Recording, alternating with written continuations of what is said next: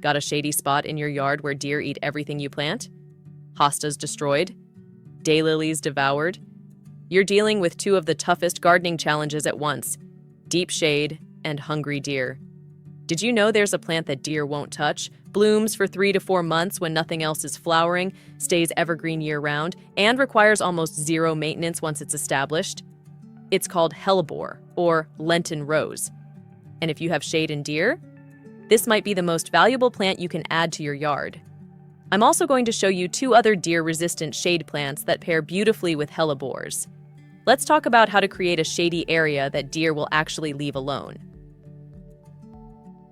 The shade and deer problem. If you're watching this video, you probably know exactly what I'm talking about. You have a shady area in your yard, maybe under trees, along the north side of your house, or in a corner that never gets direct sun. And on top of that challenge, you have deer. Deer love shade plants. Hostas are like candy to them. They'll mow down a stilby, nibble on coral bells, and browse pretty much anything you plant in the shade.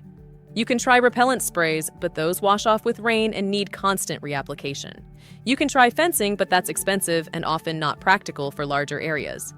So you're stuck with this double challenge.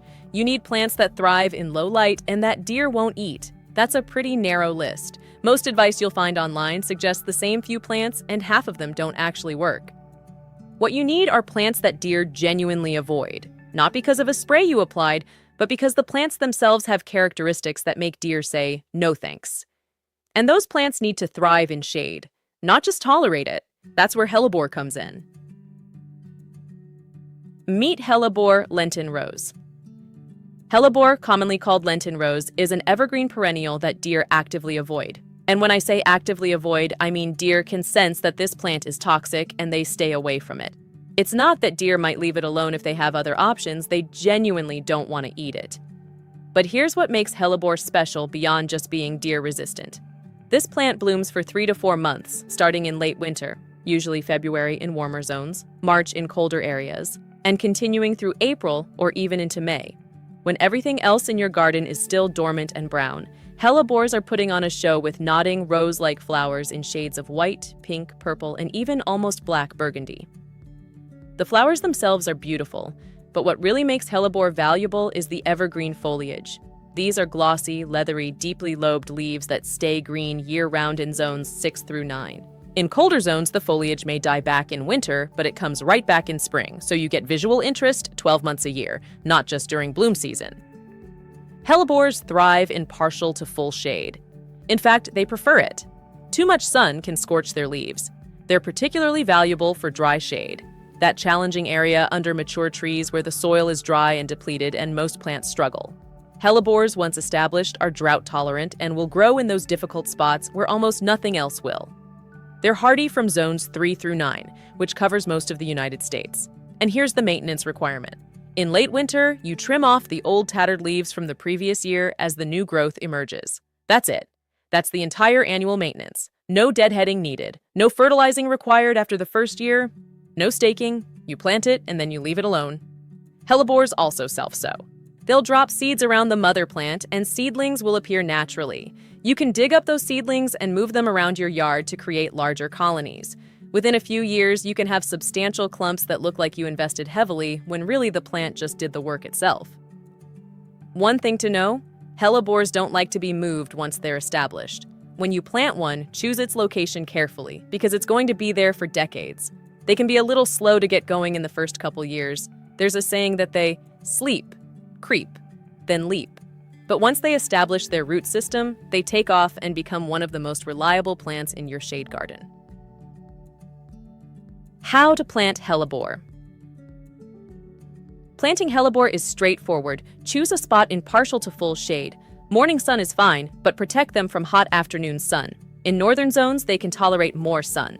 In southern zones, give them more shade. The most important soil requirement is drainage. Hellebores will not tolerate soggy, waterlogged soil.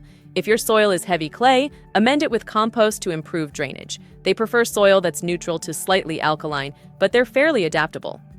When you plant, pay attention to the crown of the plant. That's where the stems meet the soil line. Don't plant too deep. Keep the crown at or slightly above the surrounding soil level. Planting too deep can cause the plant to decline or even die. Water regularly for the first growing season to help establish the root system. After that, they're fairly drought tolerant and will only need supplemental water during extended dry periods. Space them about 18 to 24 inches apart. They'll spread slowly over time to form nice clumps, but they're not aggressive spreaders that will take over your garden. Buy Hellebores in bloom if you can, so you know exactly what flower color you're getting. There are lots of hybrids available now in an incredible range of colors and patterns. Some with spots, some with double flowers, some with dark, almost black blooms. Choose what appeals to you. Once planted, leave them alone. They hate being disturbed. This is a plant it and forget it perennial. It will reward your benign neglect with decades of blooms and evergreen foliage. Maintenance. Almost none. Let's talk about what you actually have to do to maintain hellebores. In late winter, before the new growth emerges, cut back the old leaves from the previous year. They'll be tattered and brown after winter. Just cut them off at ground level. This lets the new foliage and flower stems come up cleanly. That's the entire maintenance requirement, seriously. You don't need to deadhead the flowers. The blooms will eventually fade and the plant will set seed. If you don't want seedlings appearing, you can cut off the flower stems after blooming, but it's not necessary for the plant's health. You don't need to fertilize every year. A light application of compost in early spring is beneficial but not required. You don't need to divide them. They don't like being dug up and split. Just let them grow into larger clumps naturally. Deer and rabbits both avoid hellebores. The plant contains toxic alkaloids that make it unpalatable to browsing animals. Deer can sense this and will leave your hellebores completely alone, even when they're decimating your hostas 10 feet away. This is a true low-maintenance, plant-it-and-forget-it perennial that solves the shade and deer problem simultaneously. Some people ask, isn't there a plant deer prefer that I can use as a decoy? Unfortunately, the answer no. Planting deer favorites like clover or brassicas just attracts more deer to your property, and they'll eat both the decoy and your garden. The only strategy that works is planting what deer genuinely avoid. Bonus: deer-resistant shade plants. If you want to create a more complete shade garden that deer will leave alone, there are two other categories of plants that pair beautifully with hellebores and that deer consistently avoid: ferns and wild ginger. Ferns. Deer avoid all ferns. It doesn't matter which species. The texture of fern fronds is something deer simply don't like. Ferns have been around for over 300 million years, and deer have been avoiding them that entire time. For shade gardens, ferns are perfect companions to hellebores. They provide a completely different texture, soft, feathery fronds that contrast beautifully with the bold, glossy leaves of hellebores. And like hellebores, most ferns are extremely low maintenance once established. A few excellent choices for shade. Christmas fern is evergreen, stays green all winter even in cold zones, and is native to eastern North America. It's tough, reliable, and deer won't touch it. Zones 3 through 9. Japanese painted fern has gorgeous silvery gray fronds with burgundy midribs. It adds color and elegance to shady spots. It's deciduous but comes back reliably every spring. Zones 4 through 9. Ostrich fern is dramatic, with tall, vase-shaped fronds that can reach 4 to 5 feet.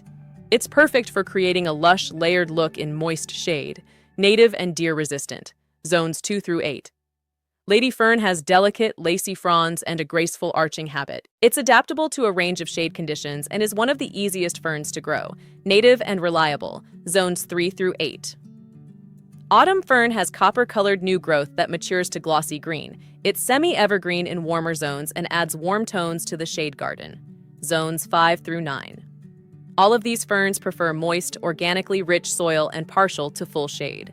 They require almost no maintenance, just cut back any dead fronds in early spring. Deer leave them, rarely touch them. The texture is unappealing, so they browse hostas instead and leave ferns standing. Wild ginger. Wild ginger is a low-growing ground cover that thrives in shade and that deer consistently avoid. There are two common species: Canadian wild ginger, which is native to North America and has soft, fuzzy, heart-shaped leaves, and European wild ginger, which has glossy, leathery leaves. Both species spread slowly via underground rhizomes to form attractive mats of foliage. They're perfect for filling in the space under taller plants like hellebores and ferns. The leaves have a texture that deer find unpalatable. The fuzzy leaves of the native species and the tough, leathery leaves of the European species both deter browsing. Wild ginger thrives in partial to full shade and prefers moist, organically rich soil. It's evergreen in milder climates. It requires almost no maintenance once established. Just plant it and let it spread naturally to form a living ground cover. The combination of hellebore, ferns, and wild ginger creates a layered shade garden with different heights and textures that deer will leave alone. Hellebores provide the structure and early bloom. Ferns provide height and soft texture.